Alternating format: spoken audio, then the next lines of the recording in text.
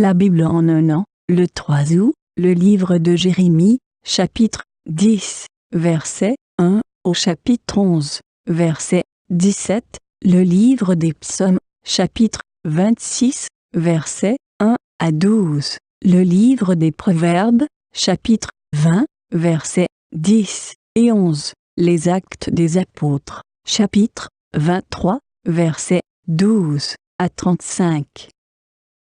Jérémie, chapitre 10. Écoutez la parole que l'Éternel vous adresse, maison d'Israël. Ainsi parle l'Éternel, n'imitez pas la voix des nations, et ne craignez pas les signes du ciel, parce que les nations les craignent. Car les coutumes des peuples ne sont que vanité. On coupe le bois dans la forêt, la main de l'ouvrier le travaille avec la hache, on l'embellit avec de l'argent et de l'or, on le fixe avec des clous et des marteaux, pour qu'il ne branle pas. Ces dieux sont comme une colonne massive, et ils ne parlent point. On les porte, parce qu'ils ne peuvent marcher. Ne les craignez pas, car ils ne sauraient faire aucun mal, et ils sont incapables de faire du bien. Nul n'est semblable à toi, ô Éternel. Tu es grand, et ton nom est grand par ta puissance. Qui ne te craindrait, roi des nations? C'est à toi que la crainte est due, car, parmi tous les sages des nations et dans tout leur royaume, nul n'est semblable à toi. Tous ensemble, ils sont stupides et insensés. Leur science n'est que vanité, c'est du bois.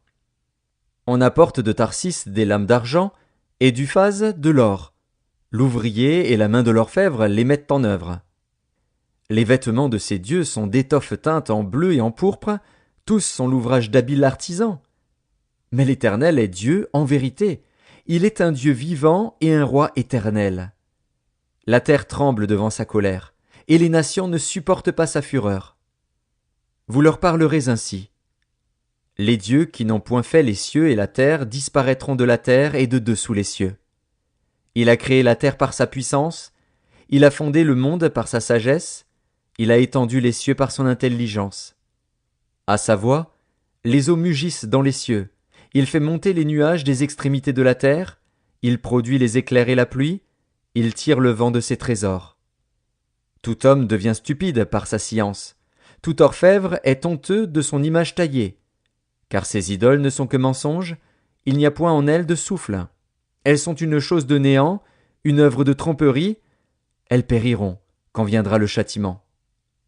Celui qui a la part de Jacob n'est pas comme elle, car c'est lui qui a tout formé, et Israël est la tribu de son héritage. L'Éternel des armées est son nom. Emporte du pays ce qui t'appartient, toi qui es assise dans la détresse. Car ainsi parle l'Éternel, voici, cette fois je vais lancer au loin les habitants du pays, je vais les serrer de près, afin qu'on les atteigne. Malheur à moi, je suis brisé, ma plaie est douloureuse, mais je dis, c'est une calamité qui m'arrive, je la supporterai. Ma tente est détruite, tous mes cordages sont rompus, mes fils m'ont quitté, ils ne sont plus. Je n'ai personne qui dresse de nouveau ma tente, qui relève mes pavillons. Les bergers ont été stupides, ils n'ont pas cherché l'Éternel. C'est pour cela qu'ils n'ont point prospéré, et que tous leurs troupeaux se dispersent. Voici, une rumeur se fait entendre. C'est un grand tumulte qui vient du septentrion pour réduire les villes de Juda en un désert, en un repaire de chacals. Je le sais, ô Éternel. La voix de l'homme n'est pas en son pouvoir. Ce n'est pas à l'homme, quand il marche, à diriger ses pas. Châtie-moi, ô Éternel, mais avec équité, et non dans ta colère, de peur que tu ne m'anéantisses. Répands ta fureur sur les nations qui ne te connaissent pas, et sur les peuples qui n'invoquent pas ton nom. Car il dévore Jacob, il le dévore, il le consume, il ravage sa demeure. Jérémie, chapitre 11. La parole qui fut adressée à Jérémie de la part de l'Éternel en ces mots. Écoutez les paroles de cette alliance, et parlez aux hommes de Juda et aux habitants de Jérusalem. Dis-leur, ainsi parle l'Éternel, le Dieu d'Israël, maudit soit l'homme qui n'écoute point les paroles de cette alliance, que j'ai prescrite à vos pères, le jour où je les ai fait sortir du pays d'Égypte, de la fournaise de fer, en disant, écoutez ma voix, et faites tout ce que je vous ordonnerai. Alors vous serez mon peuple, je serai votre Dieu, et j'accomplirai le serment que j'ai fait à vos pères, de leur donner un pays où coule le lait et le miel, comme vous le voyez aujourd'hui. Et je répondis, Amen, Éternel. L'Éternel me dit, publie toutes ces paroles dans les villes de Juda et dans les rues de Jérusalem en disant, écoutez les paroles de cette alliance et mettez-les en pratique. Car j'ai averti vos pères, depuis le jour où je les ai fait monter du pays d'Égypte jusqu'à ce jour, je les ai avertis tous les matins en disant, écoutez ma voix. Mais ils n'ont pas écouté, ils n'ont pas prêté l'oreille, ils ont suivi chacun les penchants de leur mauvais cœur. Alors j'ai accompli sur eux toutes les paroles de cette alliance, que je leur avais ordonné d'observer et qu'ils n'ont point observé. L'Éternel me dit, il y a une conjuration entre les hommes de Juda et les habitants de Jérusalem. Ils sont retournés aux iniquités de leur premier père, qui ont refusé d'écouter mes paroles, et ils sont allés après d'autres dieux pour les servir. La maison d'Israël et la maison de Juda ont violé mon alliance, que j'avais faite avec leur père. C'est pourquoi ainsi parle l'Éternel. Voici, je vais faire venir sur eux des malheurs dont ils ne pourront se délivrer. Ils crieront vers moi, et je ne les écouterai pas. Les villes de Juda et les habitants de Jérusalem iront invoquer les dieux auxquels ils offrent de l'encens, mais ils ne les sauveront pas au temps de leur malheur. Car tu as autant de dieux que de villes, ô Juda, et autant Jérusalem a de rues, autant vous avez dressé d'autels aux idoles, d'autels pour offrir de l'encens à Baal. Et toi, n'intercède pas en faveur de ce peuple, n'élève pour eux ni supplication ni prière, car je ne les écouterai pas quand ils m'invoqueront à cause de leur malheur. Que ferait mon bien-aimé dans ma maison? Il s'y commet une foule de crimes. La chair sacrée disparaîtra devant toi. Quand tu fais le mal, c'est alors que tu triomphes. Olivier verdoyant, remarquable par la beauté de son fruit, tel est le nom que t'avait donné l'Éternel. Au bruit d'un grand fracas, il l'embrasse par le feu, et ses rameaux sont brisés. L'Éternel des armées, qui t'a planté, appelle sur toi le malheur, à cause de la méchanceté de la maison d'Israël et de la maison de Juda, qui ont agi pour m'irriter, en offrant de l'encens à Baal. Psaume 26 de David. Rends-moi justice, Éternel, car je marche dans l'intégrité. Je me confie en l'Éternel, je ne chancelle pas. Sonde-moi, Éternel, éprouve-moi. Fais passer au creuset mes reins et mon cœur, car ta grâce est devant mes yeux et je marche dans ta vérité. Je ne m'assieds pas avec les hommes faux, je ne vais pas avec les gens dissimulés. Je hais l'assemblée de ceux qui font le mal, je ne m'assieds pas avec les méchants. Je lave mes mains dans l'innocence, et je vais autour de ton autel, ô Éternel, pour éclater en action de grâce et raconter toutes tes merveilles. Éternel, j'aime le séjour de ta maison, le lieu où ta gloire habite. N'enlève pas mon âme avec les pécheurs, ma vie avec les hommes de sang dont les mains sont criminelles et la droite pleine de présents.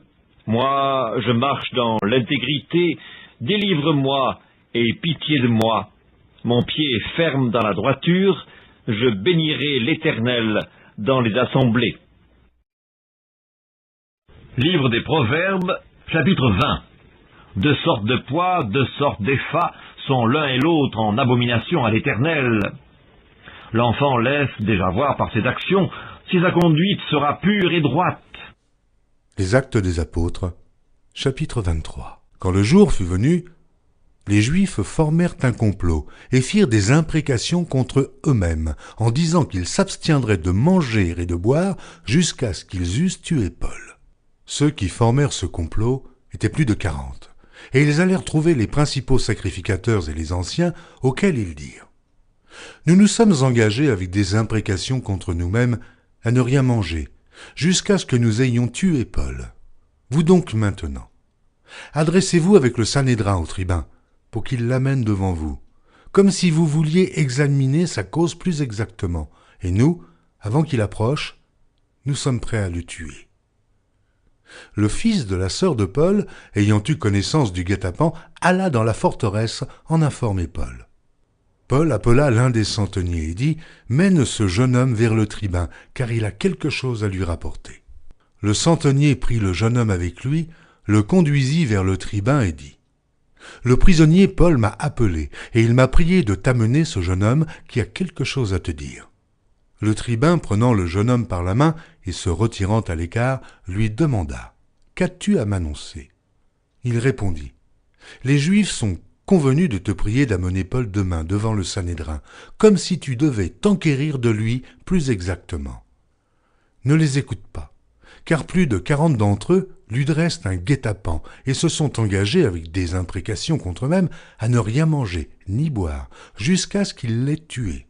Maintenant ils sont prêts et n'attendent que ton consentement. » Le tribun renvoya le jeune homme après lui avoir recommandé de ne parler à personne de ce rapport qu'il lui avait fait. Ensuite, il appela 2 des centeniers et dit « Tenez prêts dès la 3e heure de la nuit 200 soldats, 70 cavaliers et 200 archers pour aller jusqu'à Césarée. Qu'il y ait aussi des montures pour Paul, afin qu'on le mène sain et sauf au gouverneur Félix. » Il écrivit une lettre ainsi conçue. Claude Lysias au très excellent gouverneur Félix, salut. Cet homme dont les Juifs s'étaient saisis allait être tué par eux lorsque je survins avec des soldats et le leur enlevai ayant appris qu'il était romain. Voulant connaître le motif pour lequel ils l'accusaient, je l'amenai devant leur Sanhédrin. J'ai trouvé qu'il était accusé au sujet de questions relatives à leur loi, mais qu'il n'avait commis aucun crime qui mérite la mort ou la prison. Informé que les Juifs lui dressaient des embûches, je te l'ai aussitôt envoyé, en faisant savoir à ses accusateurs qu'ils eussent à s'adresser eux-mêmes à toi. Adieu. Les soldats, selon l'ordre qu'ils avaient reçu, prirent Paul et le conduisirent pendant la nuit jusqu'à Antipatris. Le lendemain, laissant les cavaliers poursuivre la route avec lui, ils retournèrent à la forteresse. Arrivés à Césarée, les cavaliers remirent la lettre au gouverneur et lui présentèrent Paul. Le gouverneur, après avoir lu la lettre, demanda de quelle province était Paul, ayant appris qu'il était de la Cilicie. « Je t'entendrai, dit-il, quand tes accusateurs seront venus. » Et il ordonna qu'on le gardât dans le prétoire d'Hérode.